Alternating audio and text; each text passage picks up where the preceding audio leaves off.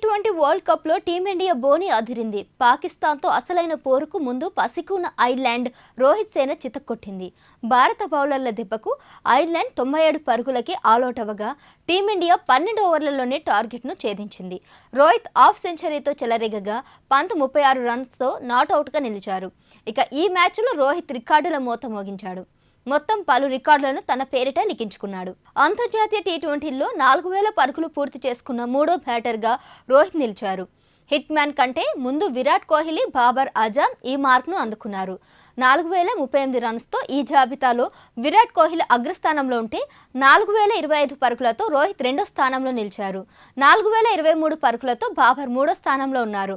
అలాగే తక్కువ బంతుల్లో 4000 పరుగులు పూర్తి చేసుకున్న తొలి ఆటగాడిగాను రోహిత్ రికార్డులోకి ఎక్కాడు. ఇక ఇంటర్నేషనల్ టీ20లో 1000 రన్స్ చేసిన భారత రెండో ఆటగాడిగా రోహిత్ నిలిచాడు. ఈ జాబితాలో కోహ్లీ ఫస్ట్ ప్లేస్లో ఉన్నాడు. రోహిత్ శర్మ మరో అరుదైన గుర్తింపు సాధించాడు. టీ20 అంతర్జాతీయ మ్యాచ్ల్లో అత్యధిక విజయాలు అందుకున్న భారత కెప్టెన్గా ధోనీని అధిగమించాడు. ఐర్లాండ్పై గెలుపుతో 43వ అంతర్జాతీయ టీ20 విజయాన్ని సొంతం చేసుకున్నాడు. ఈ జాబితాలో 46 అంతర్జాతీయ టీ20 విజయాలతో పాక్ కెప్టెన్ బాబర్ ఆజమ్ తొలి స్థానంలో ఉన్నాడు. ఆ తరువాత స్థానాల్లో బ్రయన్ మసాబా, ఇయాన్ మార్గన్ ఉన్నారు. వీరిద్దరూ చెరో 44 మ్యాచ్ల్లో విజయాలు నమోదు చేశారు. అంతర్జాతీయ క్రికెట్లో 600 సిక్సర్లు కొట్టిన మొదటి బ్యాటర్గా రోహిత్ రికార్డు సృష్టించాడు.